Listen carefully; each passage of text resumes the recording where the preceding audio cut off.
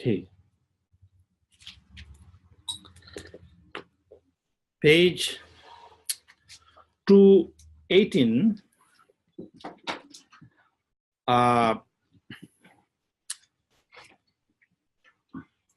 Online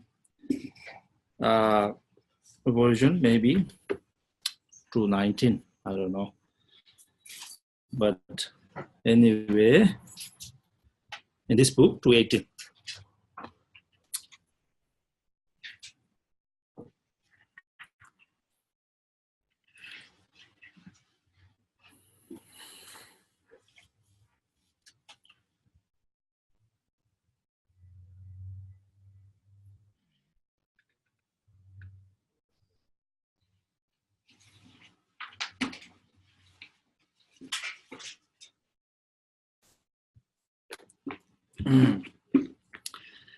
Okay, are you ready?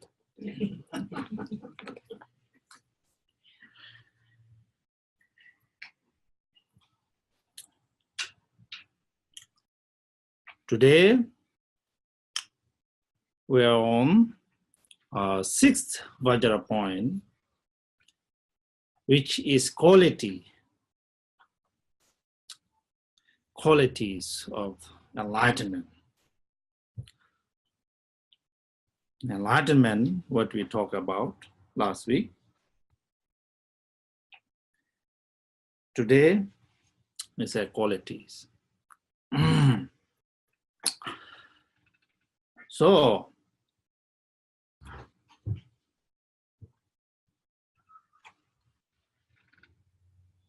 first, what we have to know is these qualities we're going to talk about is the fruitions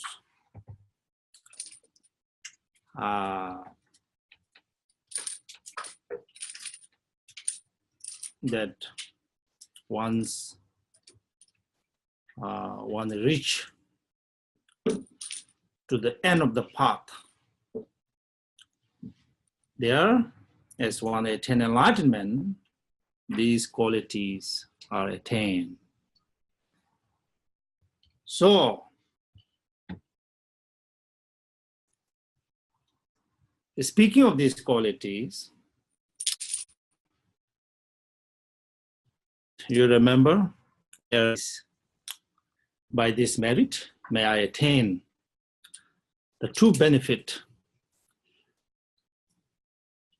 for oneself and benefit for others.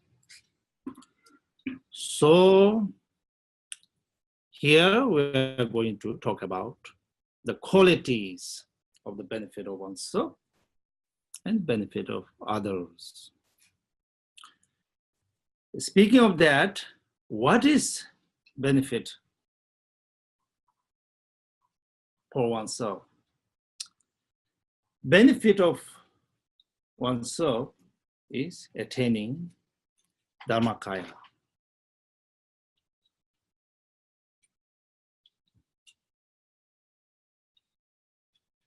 And then benefit of others is attaining two other kayas, which are Sambhoga Kaya and Nirvana Kayas. These three kayas. So, this is the qualities of enlightenment.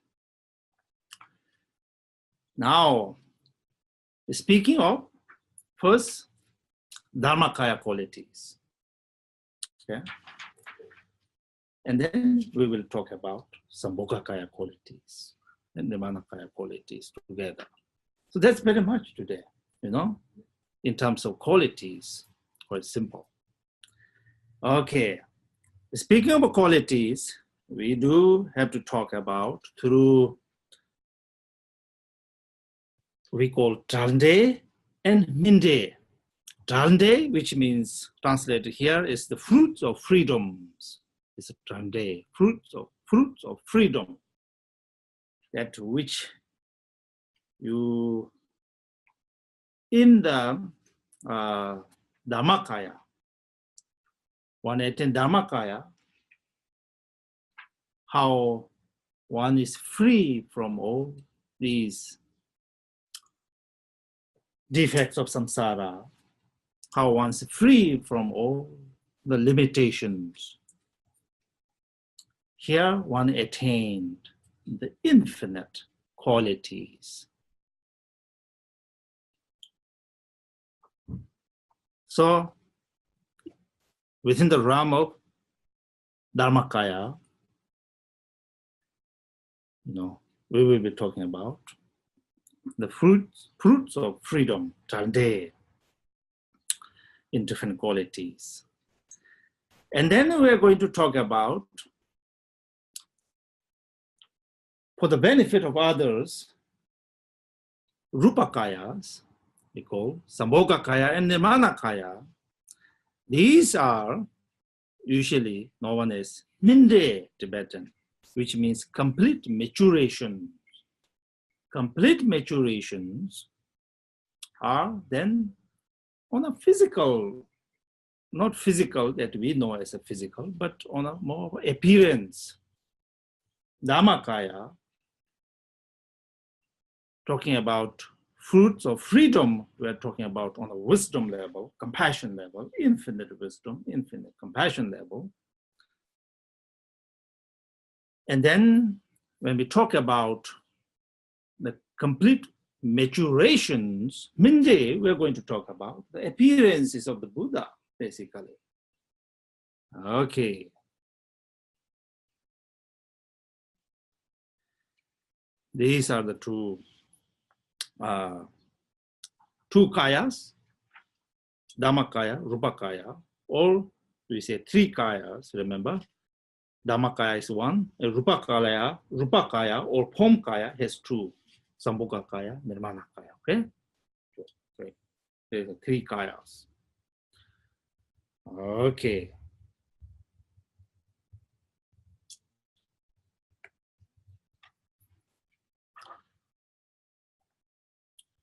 Now, first, what are we going to talk about?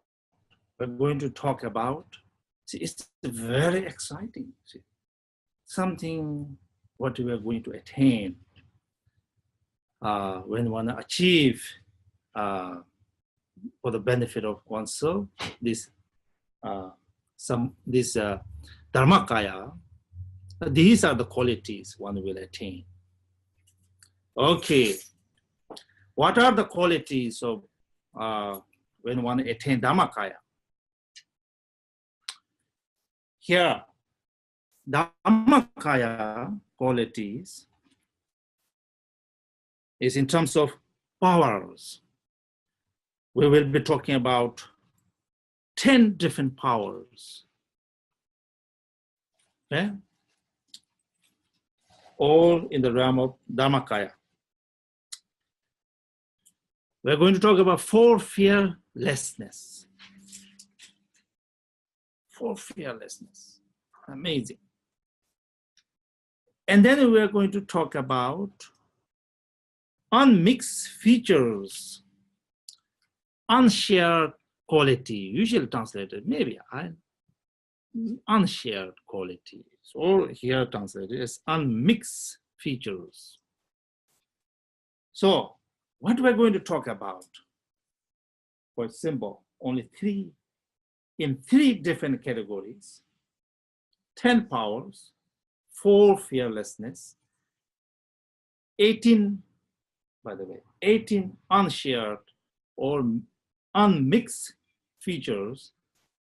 So with these 3 different categories, we're going to talk about Dharmakaya, which is the source of all other forms. Anyway, all manifestation of the Buddha, everything come from this Dhammakaya. So, speaking of Dhammakaya qualities, here our subject is qualities.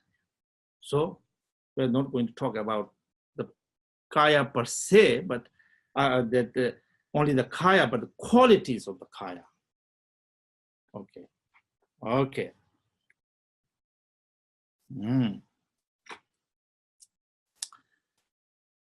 Now, first,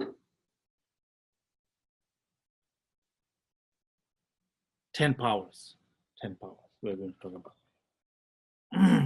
I'm on page 220. Okay.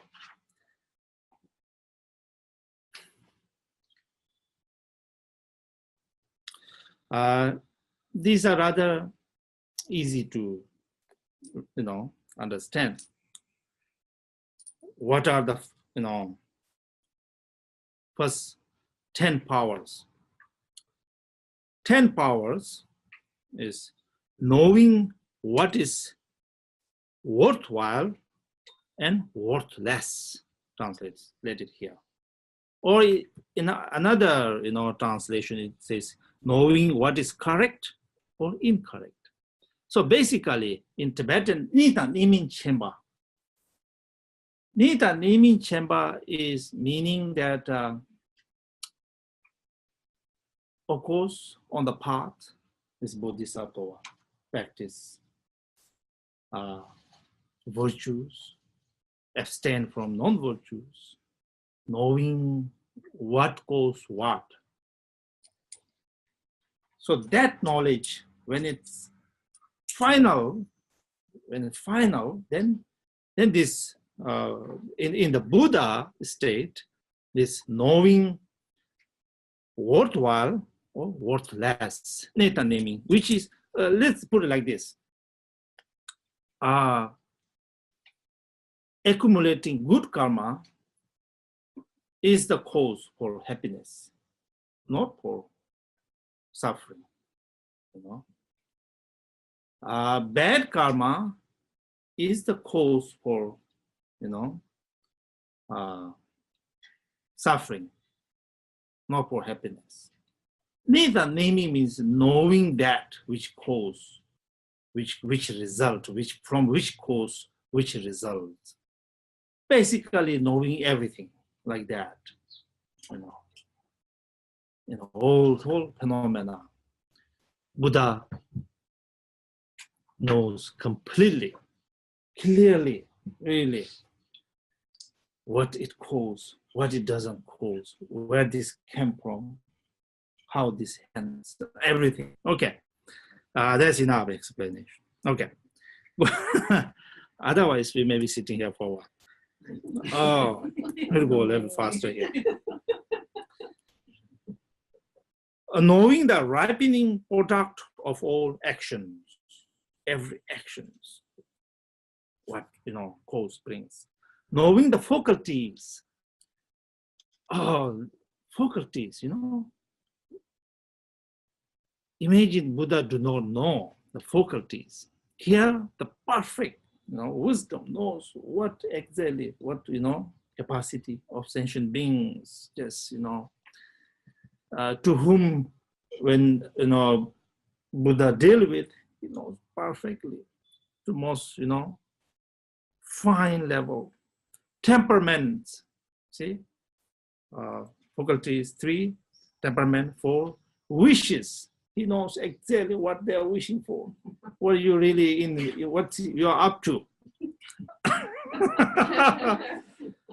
Okay, and then knowing path, reaching the entire range. Basically, entire range here means samsara and nirvana. What is the path to samsara? What is the path to enlightenment? He perfectly knows, knowing meditative stability and so on. Exactly, what meditation is all about, how to meditate, of course. And then memory is 8. Memory of the past state. He knows perfectly what the infinite lifetimes, what you have been doing, Wonderful, right? If you know that. And then divine insight, basically insight, all sentient beings, birth, death, and every detail, and peace. Here, maybe I want to specify to something wonderful. He knows perfectly what is, specified.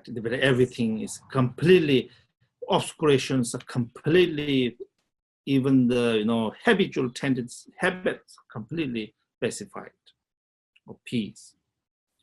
Okay, are 10 aspects of power of knowledge. So these are knowledge. Now you think about each powers in detail. It's amazing.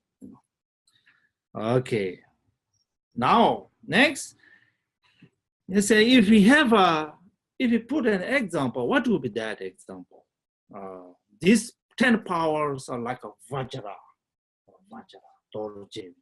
Vajra has something which can destroy everything. Nothing can defeat it. So the Vajra like really destroys all the ignorance, all the delusions. There's 10 powers like that, power, like Vajra like power. Okay. That's very much, see? Okay. That's all 10 power. What is next? Next category for the Dhammakaya qualities are for fearlessness. Okay. That's very simple to understand. For fearlessness.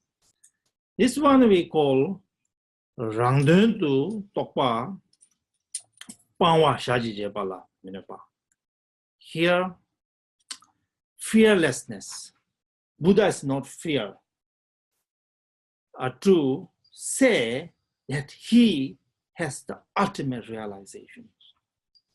In fact, see, when Buddha was born, he took seven steps, and then on each 7 steps, 7 lotus were born. He claimed to be the guide or protector of the world, the beacons of the world, let's say. Like that, basically, Buddha is not fear to claim that he has the perfect ultimate realization. One, he is not fear of saying he has completely abandoned, completely free from all defects of samsara. He's not fear for that. That's the true for his own. And for the benefit of others, what he does is he's not fear of showing the path. With such confidence, with such clarity, he shares the path to all sentient beings. See, at the end of his teaching, he said, I show you the path, now it's up to you. The clear map has been shown. That map is very clear. He's very clear about it. And then Lamchi Kek, we call, so showing that what is the, obstacles, what is obstacles to the path? What's the obstacles to the path? He's not fair, showing those, not fair. In another word, he exactly knows what are the obstacles to the path. To attain enlightenment. He is for sure. There's nothing else is obstacle. There's no other beings who is bringing you sufferings, even though that's what we think all the time. I'm the perfect. The other people are wrong, bringing me suffering, issues. But in fact, your own, this roller coaster is this obstacle or obscuration to the path. Buddha has no fear showing that. Okay. So, see, that's done. And then, next is given a little example. What would be that example for fearlessness? The example is beautiful here. That's like a lion. Yeah, lion. See, in the Buddhist temples, you see lots of lions image. Even thrones, we put lions up there for lamas, So the underlying, really, the meaning is that the temple, the Lama has these qualities, We say lion is the king of all animals. He walks majestically. He sits majestically with his proud. He is not fear of any other animals. Among all the animals, he sits with his confidence, his fearlessness. So, lion is the example for this. Okay, we're done. Now, third qualities. Third qualities of Dhammakaya is the unshare qualities or unmixed features. So what do you mean by unmixed or unshare qualities? Here mean that these are the only Buddha's qualities, not any other beings, including our hearts and the bodhisattvas. Even 10 level bodhisattvas do not have these qualities. Only the Buddha do. Therefore, unshared qualities. Okay, now let us talk about unshared qualities. I'm on page 224.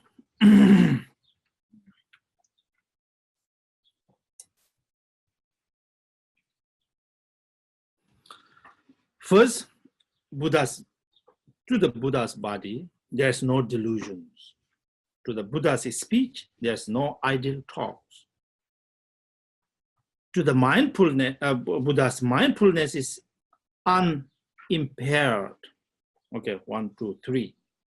Buddha's body, speech, and mind, all qualities. Never is his mind not resting evenly. So there is no hovering various ideas, agendas, obviously, Buddha do not have. There's no equanimity without analysis. So these are we call six aspect of conduct, Buddha's conduct. But we will talk a little later there. 6 unshared qualities of the Buddha has to do with his conduct. Next 6 qualities has to do with his realizations. Okay, Topidubatu, Chupidubatu. Now Topidubatu has to do with his realization. Is his aspirations, unshared, profound aspiration, diligence, second, mindfulness, third, and discriminative wisdom is unimpaired, fourth, as are total liberation, so release, free from all, and its eyes of perfect wisdoms, that is, infinite wisdoms. So these has to do with, 6 unshared qualities of his realizations. Okay, next 3, first is unmixed features of activities. Again, activities. Activities, first, okay. All actions precede by primordial wisdom and is an unobscured with regard, okay, here, wait a minute. All actions is preceded by primordial wisdom, and this is unobscured with regard to time. Okay, no, a little bit. So, activities we call body, speech, and mind activities. Kui le tamji yeshi hundred doshin yeshi jesu juba, sungi le tamji yeshi hundred doshin yeshi jesu juba, tuji le tamji yeshi hundred doshin yeshi jesu juba. That means all his body's activities preceded by wisdom and followed by wisdom. In another word, he doesn't act like zombie. All his speech preceded by wisdom, followed by wisdom, completed by wisdom, all this mind, you see, all these things. Three. And last three are his perfect knowledge of past time, present time, and future times. So now these are the 18 different qualities unshared, which means these ultimate knowledge of past, present, future. These ultimate activities, which is preceded by wisdom, followed by wisdom, activity of body, speech, mind. Basically, ultimately speaking, only Buddhas, even bodhisattvas who dwell in the last boomings, they still have cognitive obscurations that are yet to be purified. So there is some defect. So usually we have a saying in Buddhism, don't worry, even, only who do not have any fault and who has complete knowledge is the Buddha. The rest all has some, ignorance, some form of, mistakes. Okay, these are the 18 qualities. Now, so we do talk about going further. Actually, in this commentary also talk about kula tsemepa, which means that if you try to measure Buddha's, appearances, you try to measure how big his hand is, all these things, you cannot measure. That's also one unshared qualities. As well as his head, when you look up on his head, how tall he is, somehow that measurement cannot be measured. All these things. Okay. Anyway, now the other ones are easy to understand. Now the example. What would be then the example of the unshared qualities? Unshared quality example would be like a space.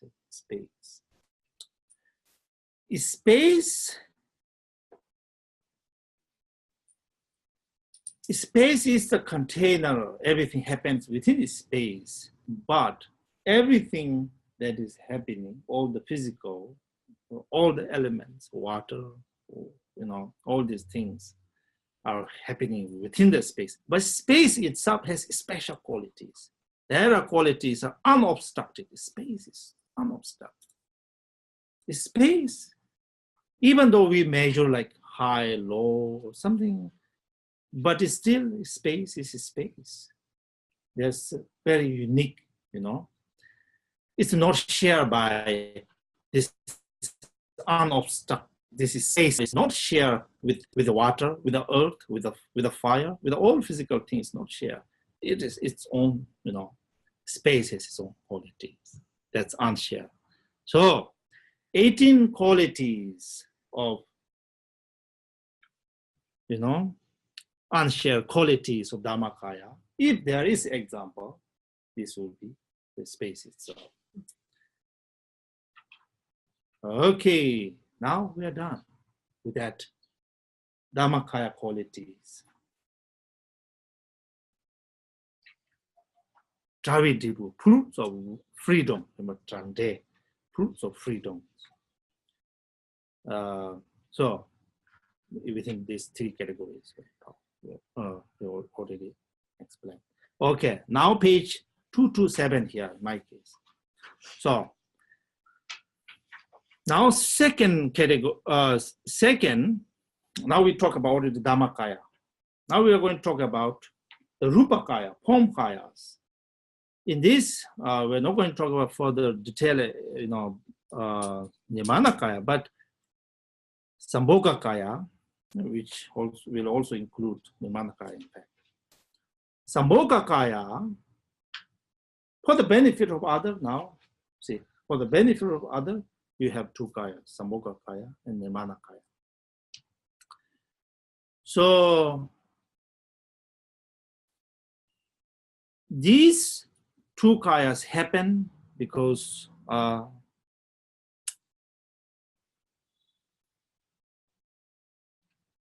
actually, maybe let me say this one. Generally, we have in Madhyamaka philosophy, Madhyamaka, we talk about Jidembani, which means in the ground, as a base, two truths, ultimate truth, relative truth. On the path, two accumulations, accumulation of merit and wisdom. As a result, two kayas. Then here we are referring to Dharmakaya and Rupakaya. Okay. So how this happens, we talk about two accumulation of merit. Two accumulations of merit, accumulation of merit and accumulation of wisdom, two accumulation. Based on accumulation of wisdom, one attain this Dhammakaya. They will talk about the qualities. By the power or by the merit of accumulation of merit, that then by the accumulation of wisdom, by the accumulation of merit. By the merit, then here, okay, now a lot of things to cover, merit, then what is accumulation of merit and wisdom? We talk about 6 parameters. See, practice of generosity to, so all the 6 parameters are accumulation of merit. 7th accumulation of wisdom. Okay, like that. So this Minde, fruit of maturations, the appearances are from accumulation of merit.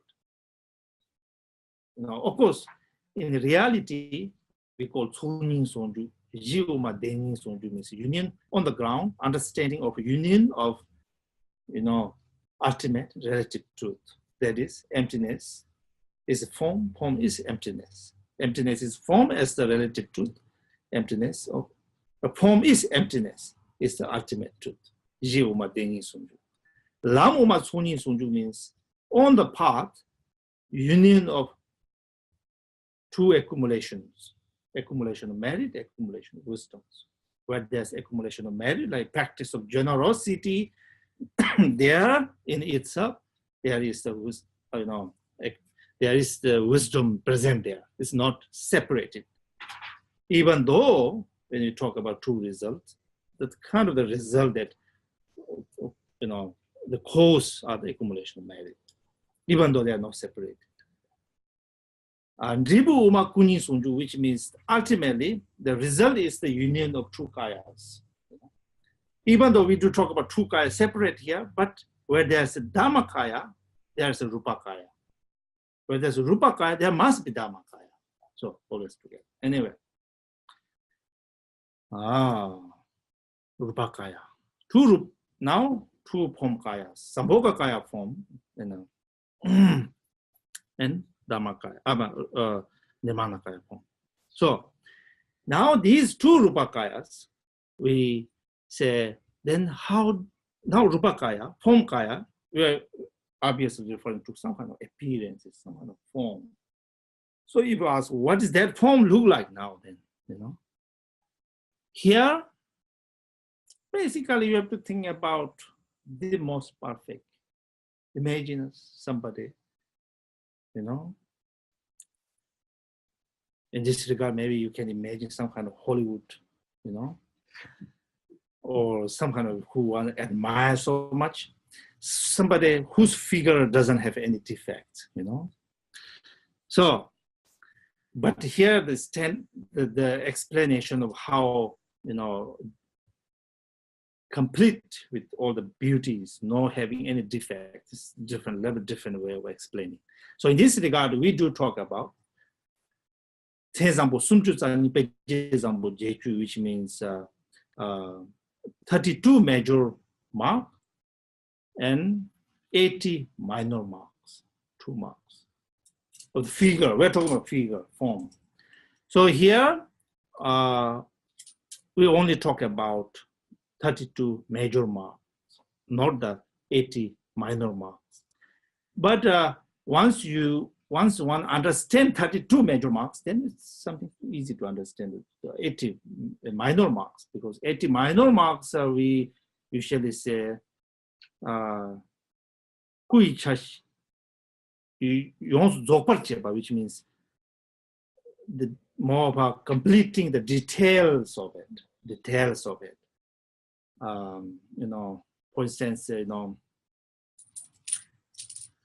For instance, we say Buddha's fingers are very long, hand is very big, finger is long, and that is finger long is the major mark, and fingernails are said to be red and shiny. That's a big, that shiny red is minor marks, like that. So anyway, 80 minor marks are not explained here. Only the 32 major marks are explained here. So what are they? Okay, now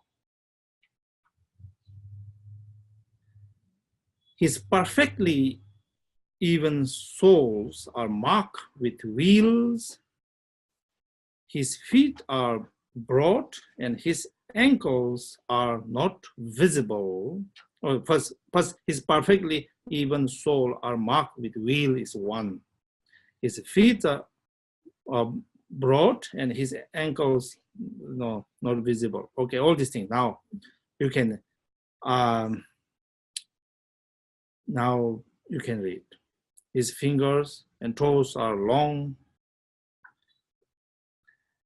Okay, please you read this. It will take me another hour if I do that, if I read. Okay, so these are basically what, the beauty of the form Buddha, Rupakakaya, form kayas. Now next, I'm on 231. So now the question is,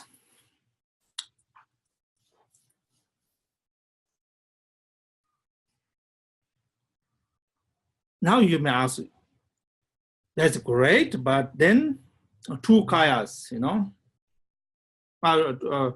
two rupa kayas, remember? Samoka kaya, and then, nirmana kaya. But who see this kind of, who perceive this kind of, these Buddha's image? How they would see it, here,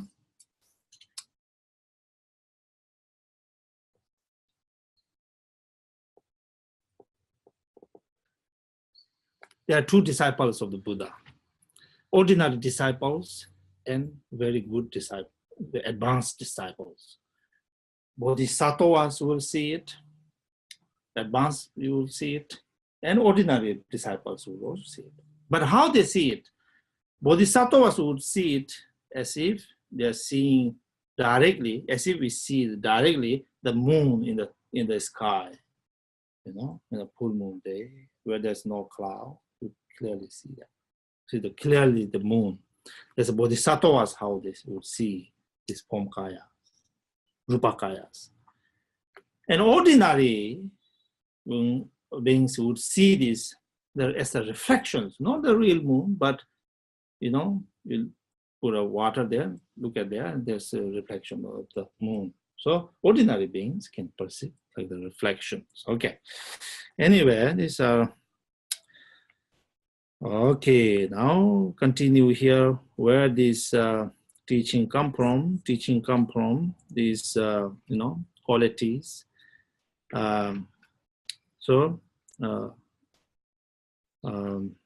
Lord Maitreya talks about Rana Darika Sutra, we call promoting change Shupido. In this, Buddha's qualities are explained from this is the source. And then, okay, not that in this, okay.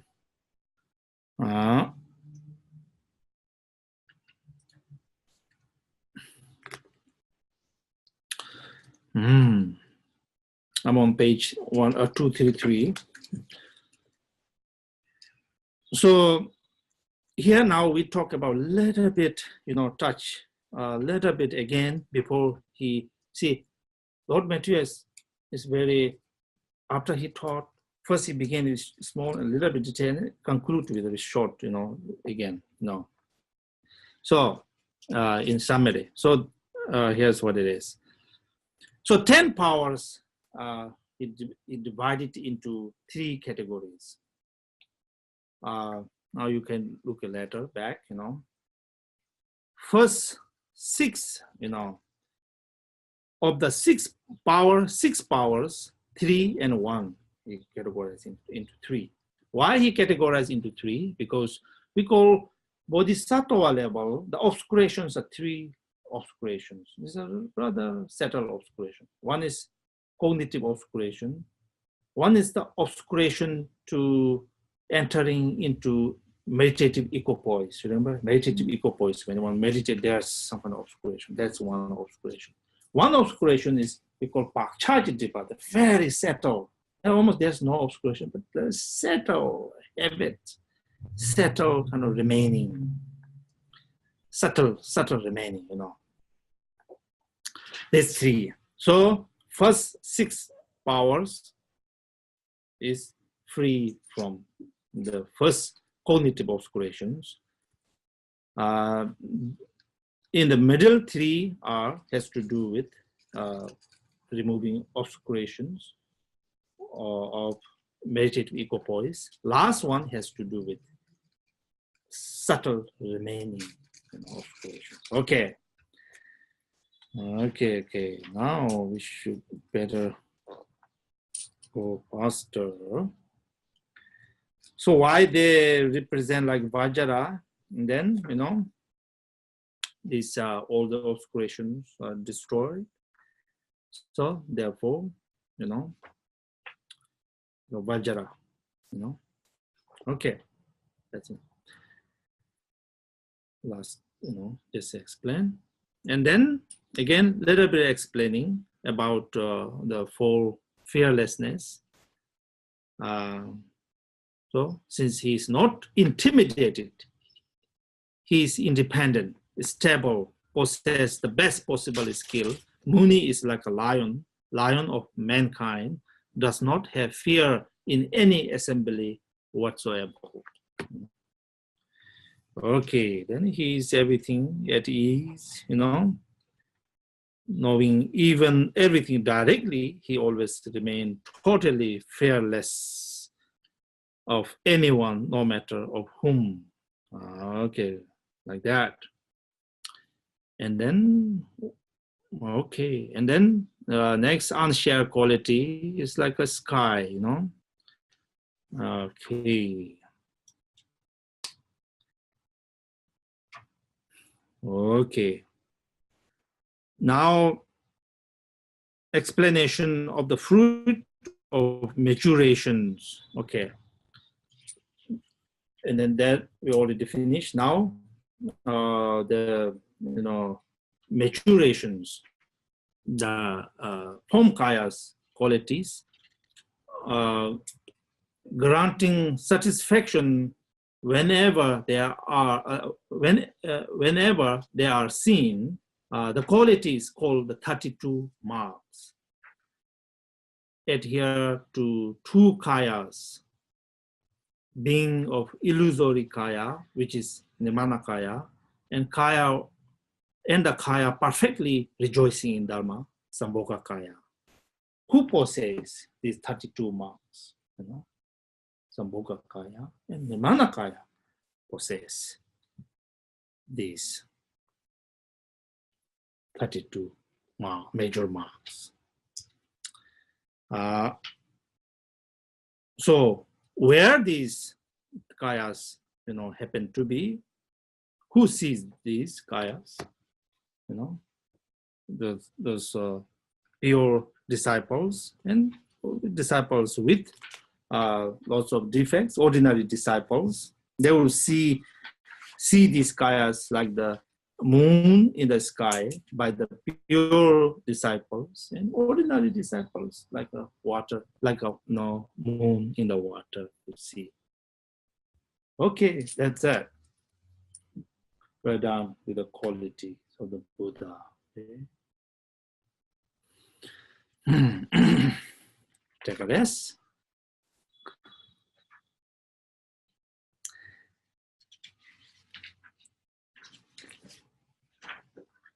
We have lots of time now.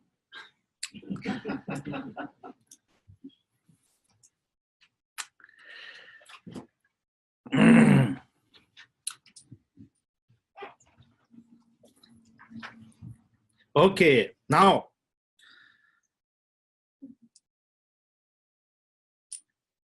we already finished explaining 6 Vajra qualities of enlightenment. Now, what is 7th Vajra? Last Vajra point. Now, this last Vajra, now we should understand something profound with this. We're only left with one now. Okay, last is Vajra, is activities of the Buddha. Okay, activities of the Buddha. Now, activities of the Buddha, very important here. In Mahayana teaching, this is very important because we, in the Mahayana general teaching is attaining enlightenment is not the final, you know. The final is activities that benefit infinite sentient beings. With that enlightenment, with its infinite qualities, benefit infinite sentient being is the ultimate. Why? Because see, from Mahayana, this is very much Mahayana teaching, this is, you know, Uttaratantra Shastra. Why? Because very beginning of the path, your bodhicitta has to do with benefiting other beings. That's what it's all about. That's where you begin. You begin with bodhicitta. You continue, you know, month after month, year after year, life after life, in fact. With bodhicitta, one continues.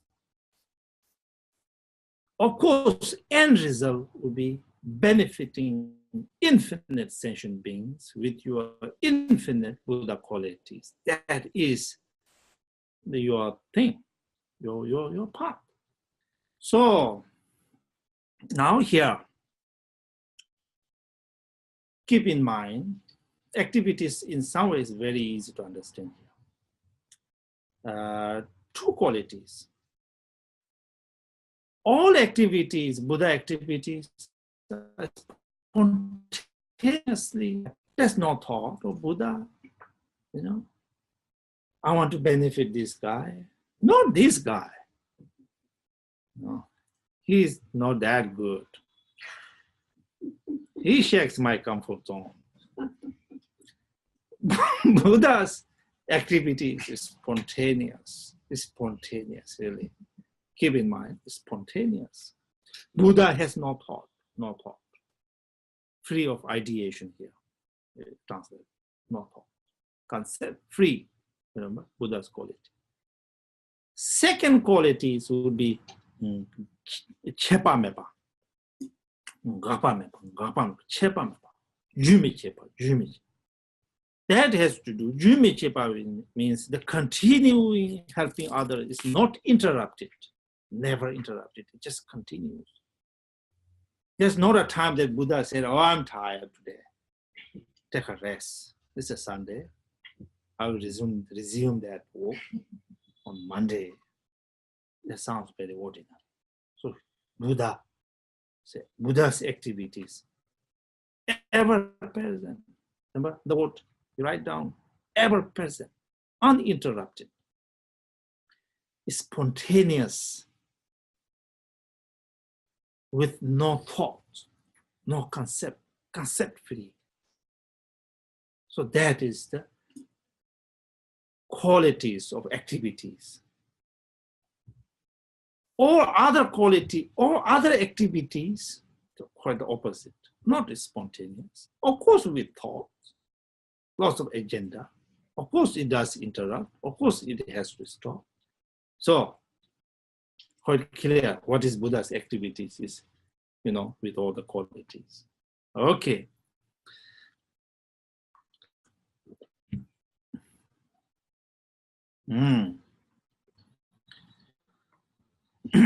So first here, again, there are first introductions, and all embracing one always has spontaneous access to the disciples' temperament, means of training, training that suits their temperament, and seeking them whenever they are at the right time. But everything is spontaneous. That's what. Second is uninterrupted.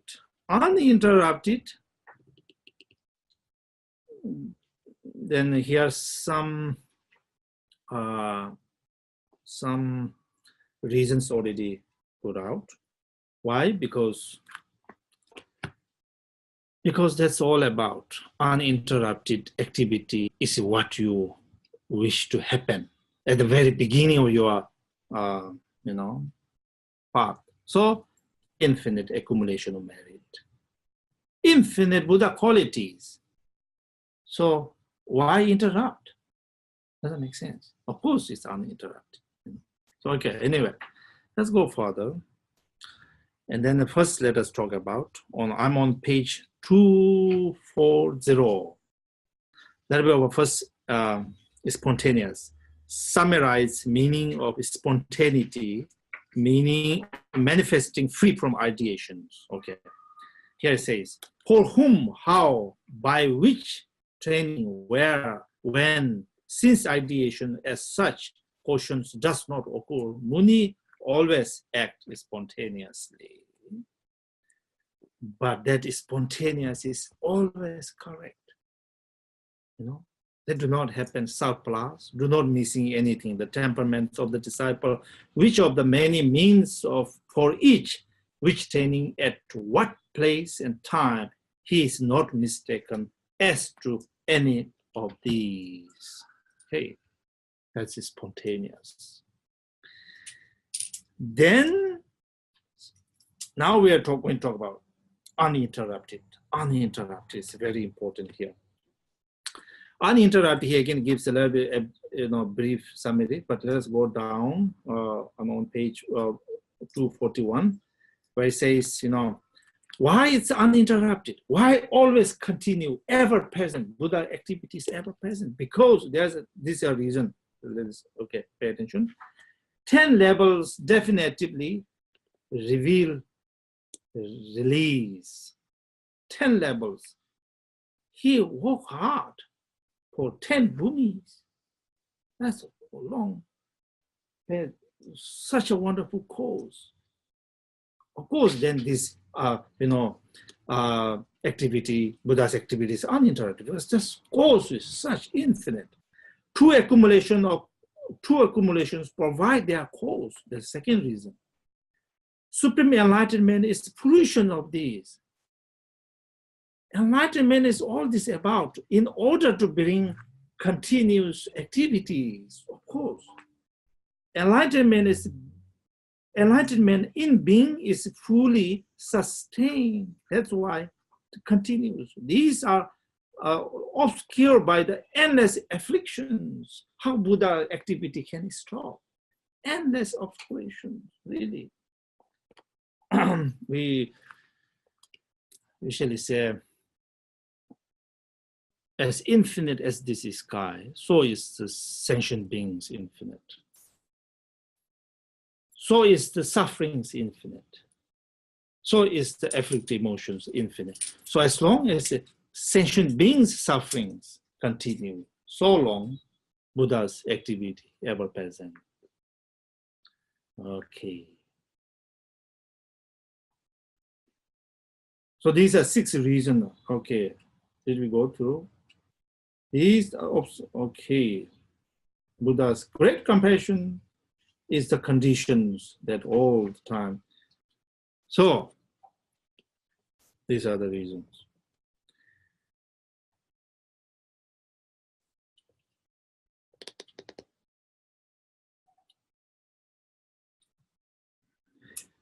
I'm on page 243. Now it gives a little bit of an example. Okay. First, 6.6 reasons why Buddha's activities are uninterrupted. That's similar to like oceans, like a sun, like a space, like a treasure, like a cloud, like a wind. Six reasons, 6 examples. Now again, if you go a little bit detail, why there, all these Buddha's, activities on the 10 bhumis, like an example, like ocean, why we give this ocean.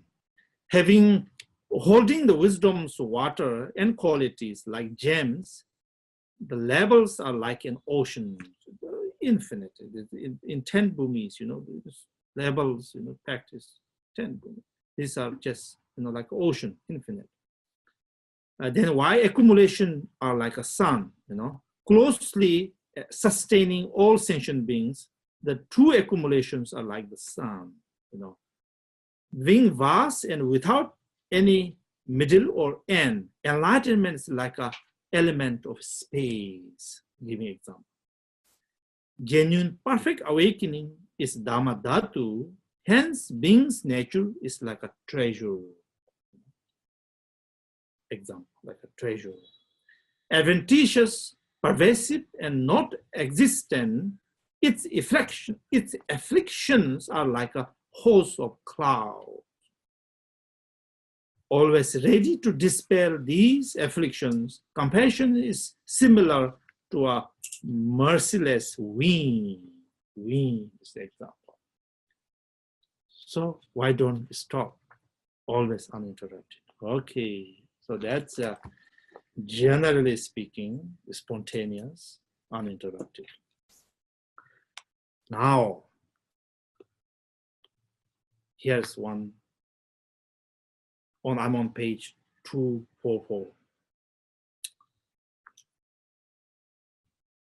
Lord Maitreya gives an example, because example is something we can understand, we can relate better. So he gives 9 different examples here in order for us to understand what Buddha's activities are, we can, so that based on these 9 examples, we can infer, see,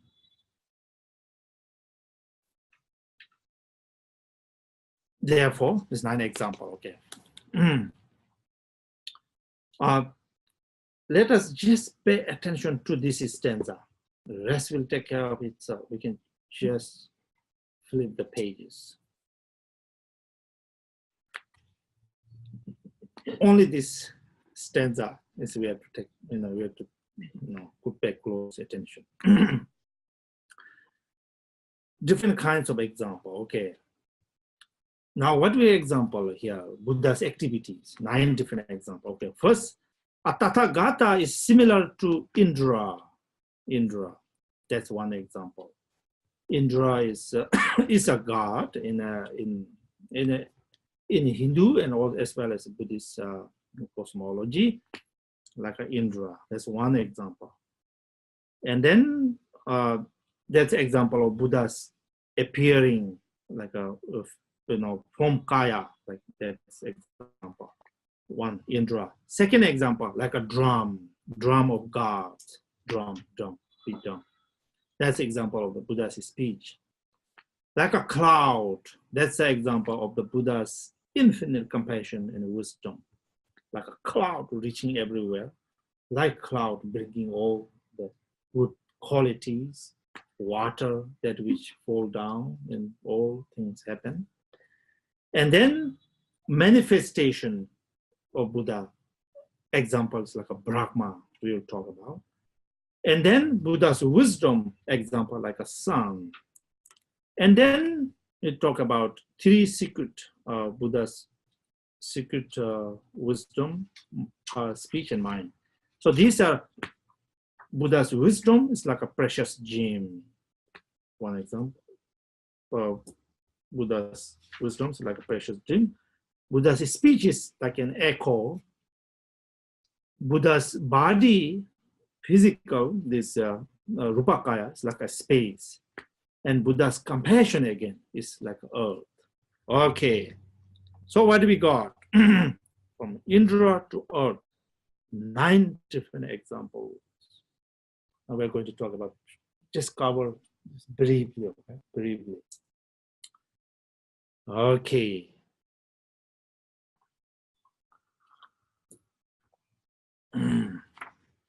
These are actually beautiful, beautiful examples. I'll just show you, just tell you something very brief, and then I hope you go back and then really reflect on these. It's lots of meaning. So first, what we have to know is that Buddha's activity is spontaneous. There's no thought. Keep in mind. So how this, one see Buddha's, it has to do with, again, one's own, here, one very common story we tell is that when Atisha came to Tibet, and some Tibetan folks went to him and said, Atisha, give me a blessing. And Atisha said to this guy, if you need a blessing, give me a devotion. Atisha's blessings is always present. Like that, Buddha's activities, blessings always there. But then, in order to have that, one needs devotions. We usually talk about, like, if you want to give an example, Buddha's blessings is like a hook, and one's devotion as a ring, let's say. To hook up, something is needed there. That's blessings. So here, what we are going to talk about is, in order to see Buddha's infinite activities, these blessings, yes, it is like, one should have, one first, have devotions. One certain level of karmas must be present there. So then the Buddha's blessings and this comes together.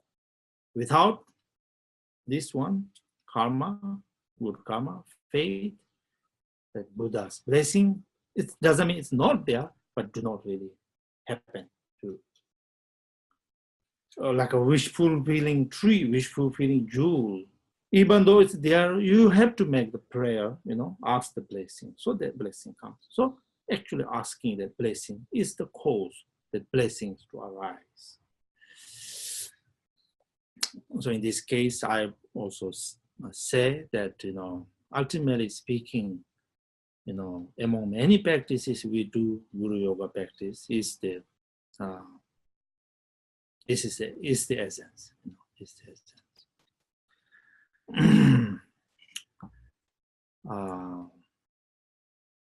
Yeah. Okay. Now where are we? We are on Indra. Okay, Indra, Buddha's body appearing form kaya is like Indra. Okay. Here Indra.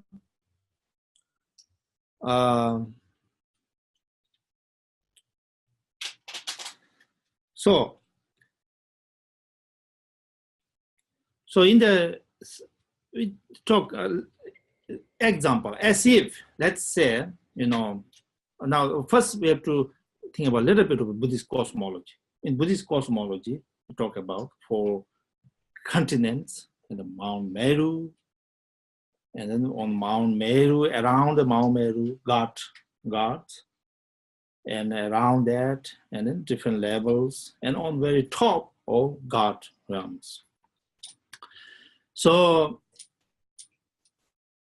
in the teaching, or when we go into detail, to talk about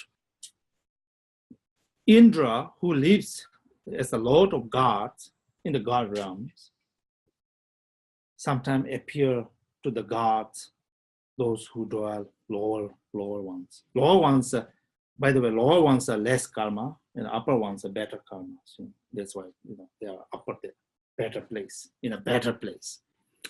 So these better place gods appear to the lower gods. And then when they appear to the lower gods, and then something wonderful happens.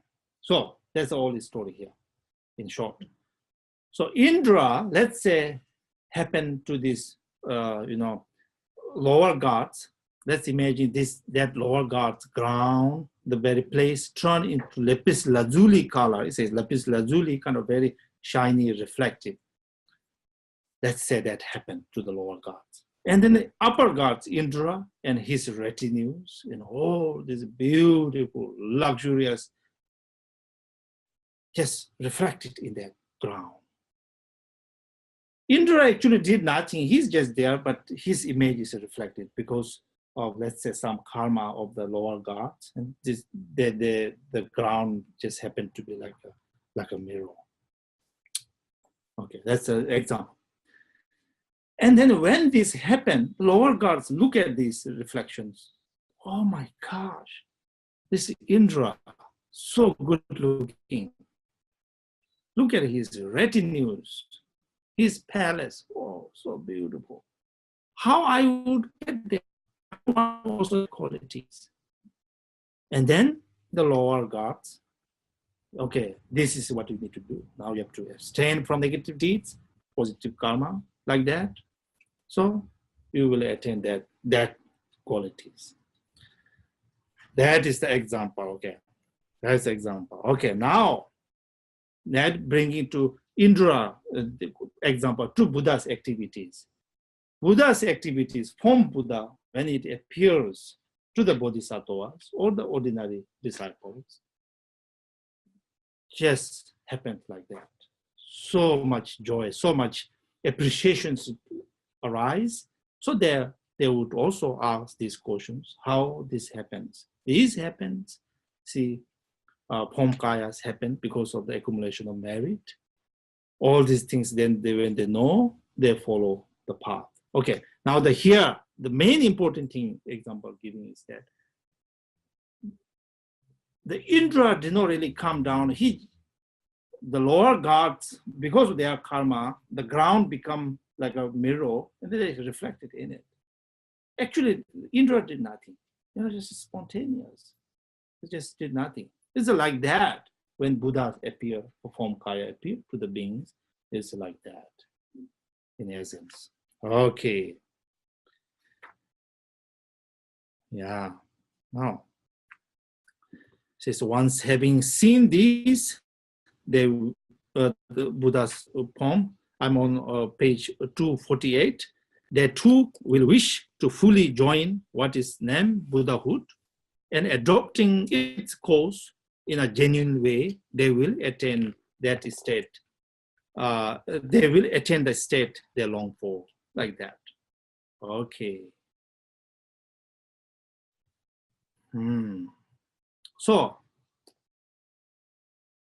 like that, when Buddha's form appears to the beings, to the pure being bodhisattva, ordinary beings, like a moon in the sky, moon reflection in the water, all these things happen like that, and they are ever more inspired. They are ever more, wanted to attain that state, and then. Now, appearing and not appearing, this has to do with. Now, let's imagine moon is always in the sky, but if one to happen that reflection in the water, one needs the water part, and then put the water, then moon can reflect.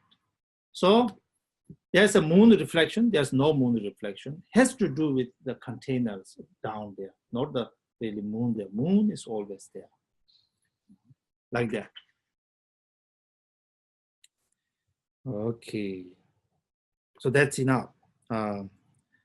Rest is easy to understand. It's to follow. Okay, now we are on page 251, second example. Buddha's speech is like a drum. Okay, drum. This drum is again has to do with Buddhist cosmology. Something we talk about drum in the God realms. Yeah. Drum in the God realm happens because of God's good karma. Good karma. Sometimes that drum just happens. When they hear the drum, they hear the teachings. They hear the teachings, and then they follow the teachings, and then they attain the result. So this drum, actually, nobody beat that drum. Nobody actually make that sound, but that drum make that sound. Why? Because the karma of the gods, the karma of the god, the drum in the God realm happens. Like that, see, the Buddha's speech just happens. Like the drum in the God realm. Like So here you keep in mind, at the beginning we talk about, see, in the ultimate sutras, Buddha said, those who sees me as a form, they are wrong. They don't see me. Those who sees me as a sound, those who sees me as, look at me or knows me as the sound, they do not know me. So these sounds, because of the Buddha's enlightenment qualities, because of one's own, devotion and karma, this sound is heard. This, 32 major marks or minor marks, 80 minor marks, beautified forms seen. But these are, in fact, yes, comes from interdependently by one's own karma and Buddha's blessings. But in fact, this sound itself is not Buddha, Form itself is not Buddha. It comes from, from that two combine, then all this happens. Okay.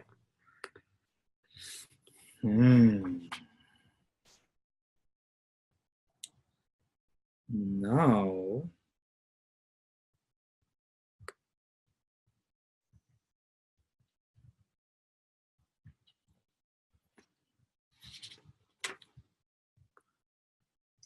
so little bit, let me say this. So when this sound of the drum is heard in the God realm, God hear that sound, and then they follow the teachings, and then they attain their quality, their power. Once they attain their power, then they become victorious. And then we talk about, see, in God realm, demigod realm, who dwell lower part of the God realm, and they are fighting, demigod realm from their jealousy, and then, but ultimately they were defeated by God realm. So these gods who hear the sound of the drum, following these, what sound says, and practicing, and they attain the quality, and they defeat the demigod realm, basically, in detailed story. Like that, you hear, because of your own karmas, you hear these sounds of the Buddha, and you follow his teachings, and then you defeat all the obstacles, and you also become victorious. Okay.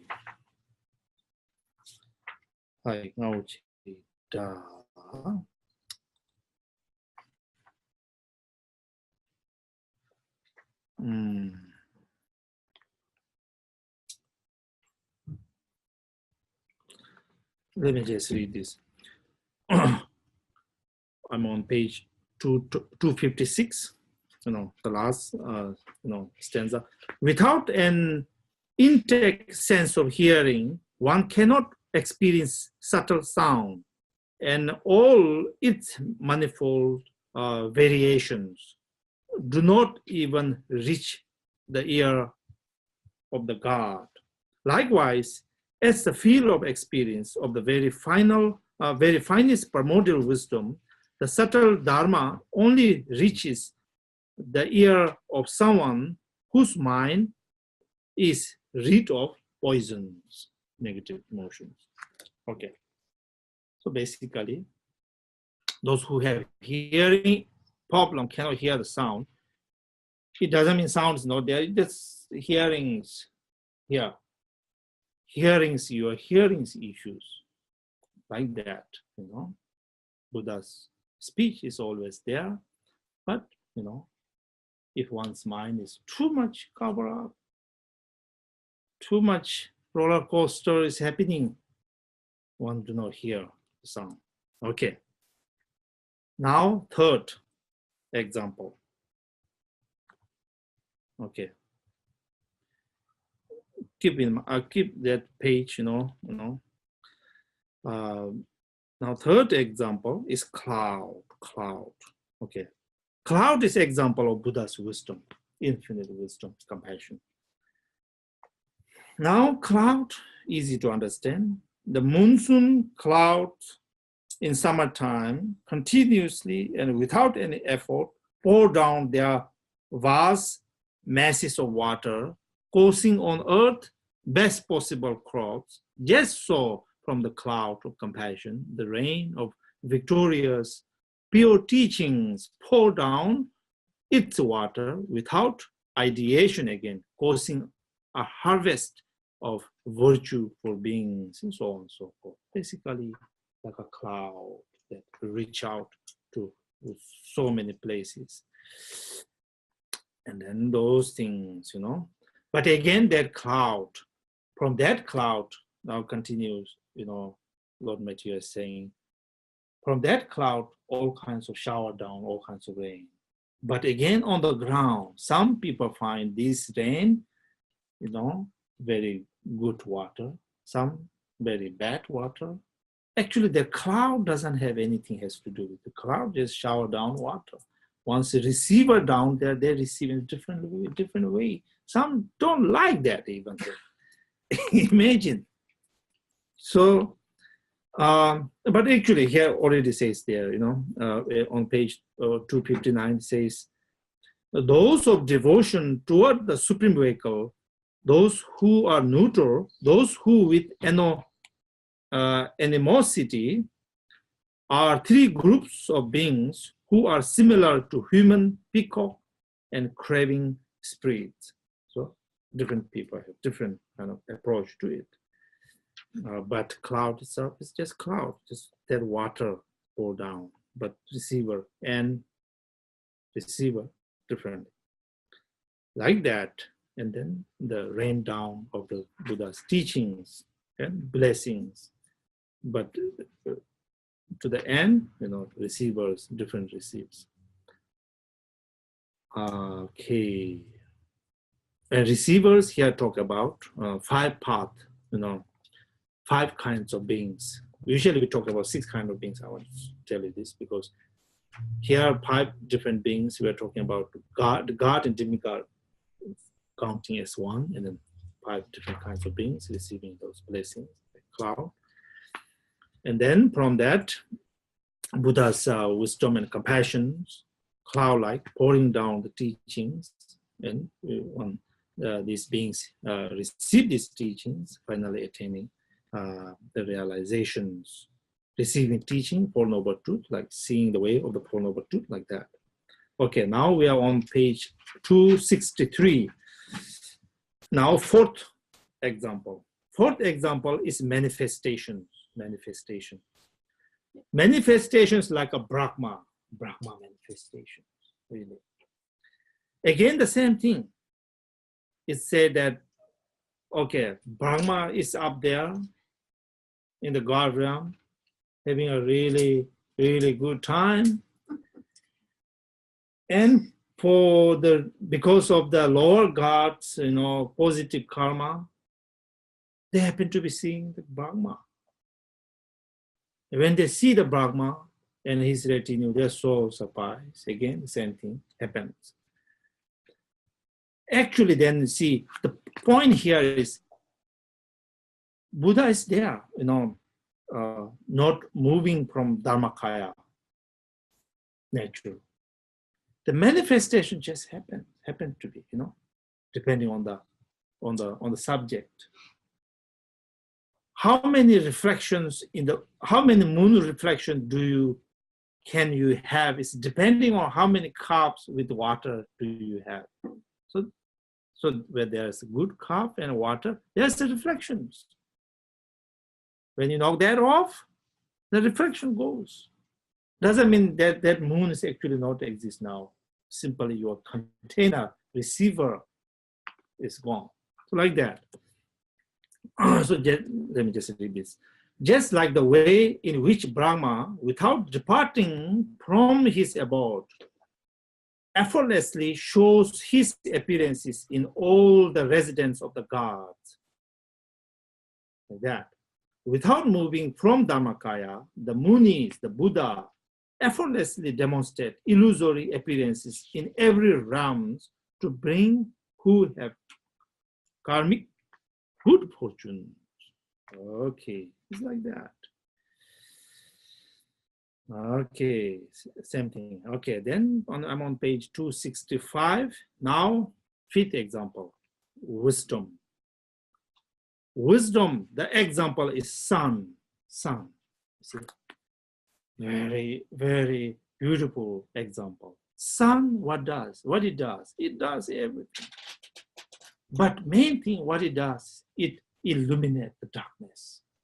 Where there's sun or there's light, there's no darkness.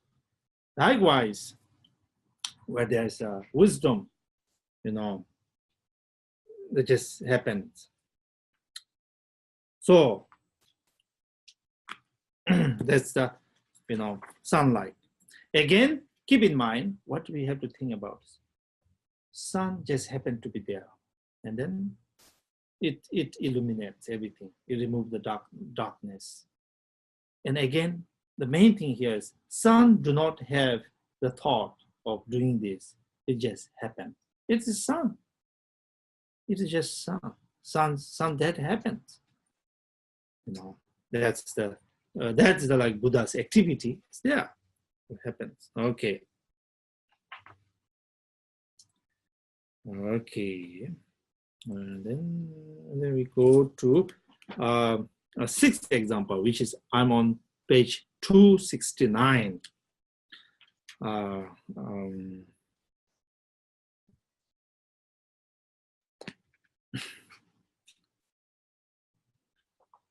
Now here we talk about Samvasum. Samvasum, which is secret aspect of mind, Buddha's mind, secret aspect of body, secret aspect of speech, which is very simple. While now secret aspect of mind is the example of wish-fulfilling jewels. Okay, here, just let me read this. Again, think about no thoughts, no effort, effortlessly, spontaneously arising. A wish-fulfilling gem, though free from thought, grants all those who dwell in its field of activity each of their desires simultaneously, doing so in the most perfect manner. Likewise, beings of the different ways of thinking, when they rely on the wish-fulfilling jewel Buddha, will hear various kinds of teachings, though he generates no idea of these. Buddha doesn't have. So, second is the Buddha's second speech. I'm on page 271. Secret aspect of speech is echo. Echo. Just as the sound of an echo arises due to the perception of others without thought or purposeful level, and neither abiding without or within. So the speech of the Tathagata Buddha arises due to the perception of others without thought or purposeful labor, and neither abiding without or within. Like that, just like an echo as it appears. And then eighth example. Eighth example is like a sky. The sky. Well, the sky happened to be, then, eighth example now, Buddha's body, secret aspect of body. Secret aspect of body, that example is like a sky. The sky is pervasive, everything permeate, but at the same time, sky is sky. There is no measure to the sky, infinitely spacious, and there's no measure, there's no boundaries in the sky. So like that, Buddha's, secret aspect of Buddha's body is no measurements. And then last example, Buddha's compassion. Compassion is like earth, like earth. Earth, what it does, everything grew in the earth. A seed is thrown in the earth, and then water on that seed, and it slowly germinate, shoot, and it slowly leaves, trunk, and branches, and flowers, and fruits. Everything happened on earth, Buddha's compassion is like that. Everything happened because of the Buddha's compassion. So all these things happen because of his compassion. Likewise, everything happened on earth. So earth is an example of Buddha's compassion. Everything happened because of compassion. Okay. See. Okay. Now that's it. Now it gives a little bit, in summary, easy to understand. Okay, now I'm 280, page 280. Let me say a few words about this. Lord Maitreya ends here with saying that when he gives you lots of examples, do not stuck with the example, okay? He says, basically. When we usually say when somebody shows you moon with a finger, there's a moon up there. Don't stuck with a finger. That would not be good, isn't it? Why don't you look at where the finger is pointing to? Likewise here, when you give example, Indra, Brahma, even, sun, and all these things, earth, but it's still the qualities of Buddha is way more better than that, in fact. The only thing you can say is now something we can understand about for limited mind. So there's some kind of example is needed. So that's all example is about. It's not really the real thing here. Okay, here let me read a few words here. The Buddha is like the reflections, and yet dissimilar, since the reflection is not endowed with his melody. See? Melody, reflection is example, not exactly. He is like a drum of the god, yet dissimilar, since drum does not bring benefit everywhere. The God's realms drum has to do with God realms. It doesn't go any further. But why then Buddha's speech is like a drum? Well, so that you would understand. I know,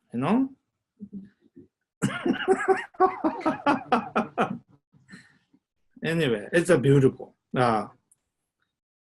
example. He is similar to a vast cloud, and yet dissimilar, since cloud does not eliminate worthless seed. Okay, you can read this rest. Okay, so we complete here activities, Buddha's activities now completed. Okay, now we're going to conclude here with the last chapter, the benefit.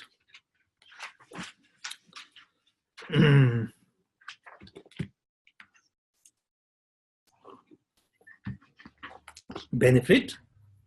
First, Lord Maitreya begins with, now if you think you understood all the points, no, actually, you're not. This is just the beginning. So, that's what he meant.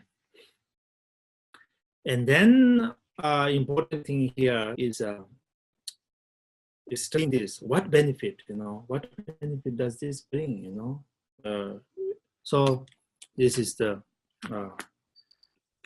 okay.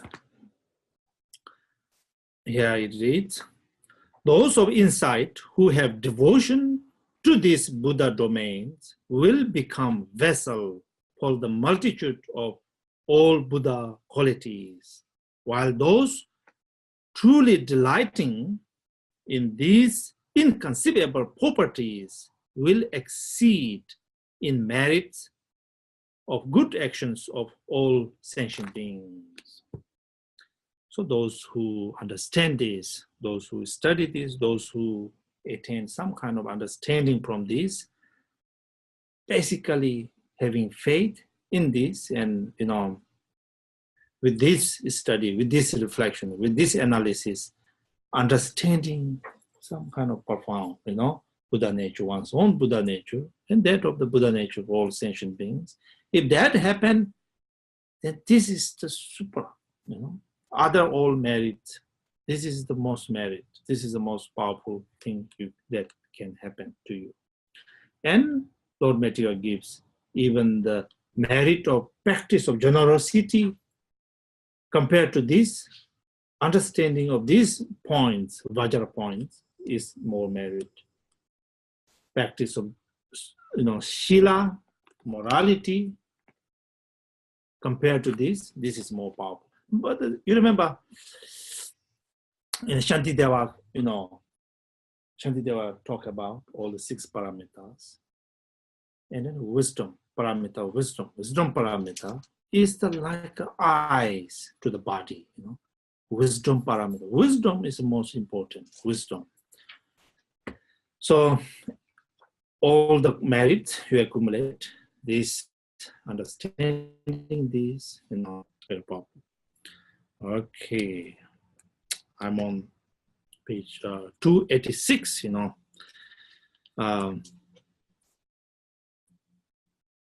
why it is so beneficial than others, generosity, practice generosity only yields wealth. Discipline leads to higher state of existence, and meditation remove affliction. Discriminative wisdom, studying this, fully abandon all affliction and hindrance to knowledge. It is therefore supreme, and it's a cause. Its cause is studying these. Its cause is studying these. Okay, and through that, then something happen. Okay, next reads, those who realize the inconceivable object is present and someone like me can attain it, at its attainment will hold such qualities and endowment, will aspire to it, filled with faith, thus becoming vessel for all qualities, such as longing, diligence, mindfulness, meditative stability, wisdom, and so on. Bodhicitta will be ever present in them as well. So by studying this, reflecting upon it, analyzing this teaching, and trying to understand these teachings is the most important thing. All these qualities will happen. Okay. So page 289, the benefit. So this is most quoted because senala su nam tu kang deni nyomo dipande kosum number to ba kang deni shiji dipande in Tibetan sound like that. Whatever now here is a definition of two obscurations, cognitive obscurations, and cognitive obscuration here translated as hindrance to knowledge, and emotional obscurations, mental poisons. Whatever I did in terms of the three circles means object, subject, the actions, is viewed as the veil of the hindrance to the knowledge, as long as there's dualistic mind, right? Whatever is impulse or avarice and so on emotions is to be regarded as the veil of mental poisons. Okay. And then now the supreme remedy for this. Now speaking, what is really the obstacles for enlightenment? What is really on the way? It's really on the way for attaining enlightenment. These obstacles, mental obstacles, cognitive obstacles. So, in order to remove these things, since apart from discriminating wisdom, there is no other cause to remove these obscurations. This discriminative wisdom is supreme. It's a ground being study. Such a study is supreme. All this benefit. Okay, now the conclusion. Conclusion is that the way the commentary was composed, it was composed based on Buddha's teaching. Here says, with logic, and I have explained this for the sole purpose of purifying myself, Lord Maitreya says, and supporting all those whose understanding has to be has the best of virtue and devotion. So, basis on which it was composed. As someone with eyes sees by relying on a lamp or on lightning, a jewel, the sun, or the moon, this has been truly explained by relying on Buddha's teachings, basically. Brilliant in meaning, words, phenomena, and power. So now what is Buddha's speaking? What is Buddha's teaching? In briefly, if we explain, whatever speech is meaningful and well connected with Dharma, which removes all afflictions of the three realms and shows benefit of attainment of peace, is the speech of the sage, Buddhas, Bodhisattvas, while any different speech is other. Okay. Then again continue. If there's another different teachings that is really help to remove obstacles, that's very important to take in. And then I'm on page 292. Now, lastly, Lord Maitreya gives some kind of warning,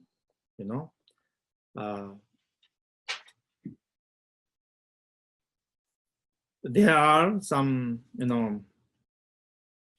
me read this one following.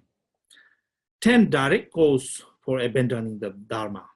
The most best, the most kind of worst thing is, abandoning the Dharma. That's the most. There are lots of negative karmas, but all negative karma, abandoning the Dharma is the worst thing. What kind of people, abandon Dharma? Due to a feeble intellect, lack of striving for virtue, relying on a false pride, a nature obscured by neglected or pure Dharma, taking the provisionals of the definitive meaning, like that. Okay, all these different reasons, 10 direct causes for abandoning Dharma. Abandoning Dharma is the most bad virtues, that one can occur. So be careful. And then on page 295, so here he dedicates the merit. So usually we also say that 5 treatises of Maitreya. First is the Ngontojen, realization of ornament of clear realizations. Ngontojen at the beginning there's kind of very homage, paying homage. Actually, this one do not have paying homage, only translators homage. This one has the conclusions, ending dedications. Then the Ngontojen, ornament of clear realization, has the paying homage. So some scholars say that Ngontojen is the first, and then he continued the rest of the 4 treatises, and the last treatise is this one. Last, final, most profound teaching is this one. This one has then dedication for that reason. Other, again, do not have dedication. So here dedicates the merit.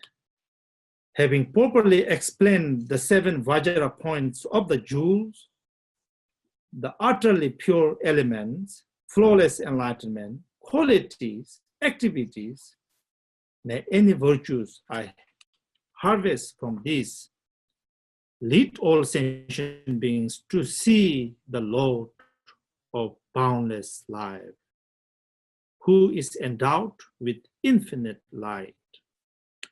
Upon seeing, may their stainless Dharma eye open, and may they reach highest enlightenment. So that is the dedication. So again, this one is stanza summary. Lord Maitreya really likes to do some kind of summary. So summary is easy to understand. Okay, yeah, we're done. So happy. On time. On time. See, today, not even 2 hours.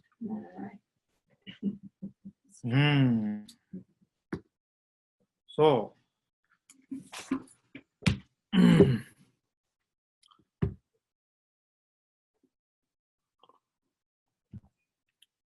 I have to say a few words before we conclude. First thing I want to say is that I did this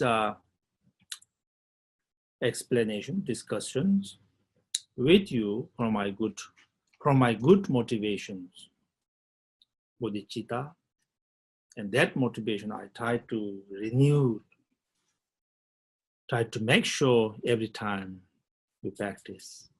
So may this teaching really, inspire you, ever more encourage, and to practice Dharma.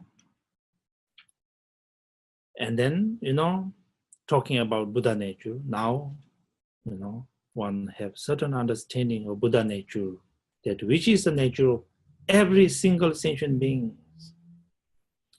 One serves in all sentient beings' nature. With that,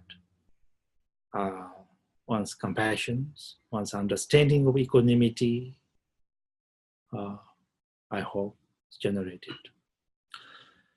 So with that, I hope you apply that teaching, that understanding into your practice. So ultimately speaking, practice the medicine that we study, what it affects, what it's all about, now have to take in. So I hope whatever understanding you may have, put into practice. That is my aspirations. Okay. And then I must say here, Isabel, of course, to put these things together, many causes, conditions to be gathered. So you did excellent. I'm so happy. Thank you for you. And thank you everybody for participating. I truly enjoyed spending my time with you. And then what in the future?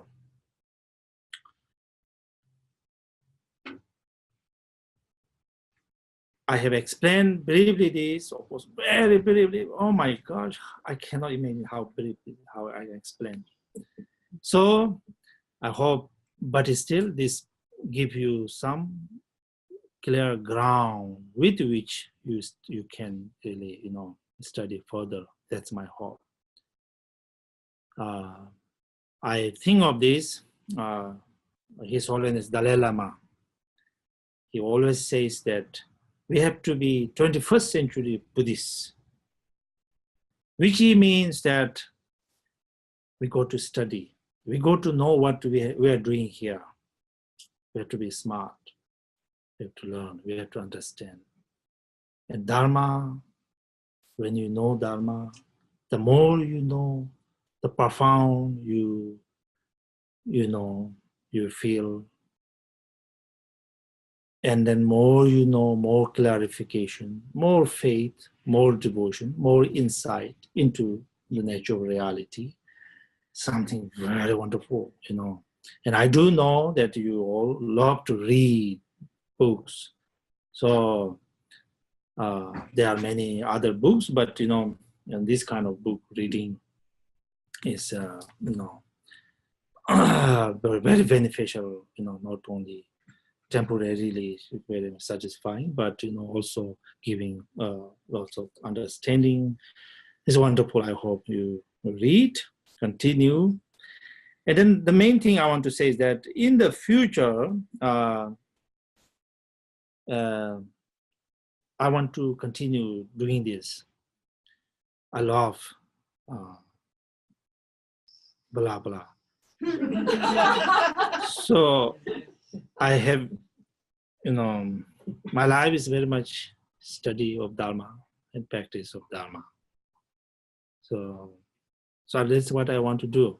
So in the future, I want to also continue. And one of the texts that I also thought is Guhyagarbha Tantra. Guhyagarbha Tantra is one of the most important things in which we talk about everything, all the Vajrayana practice, sadhana practice, especially Guhyagarbha Tantra, especially in our lineage. If there is something important, unique, the Guhyagarbha Tantra is.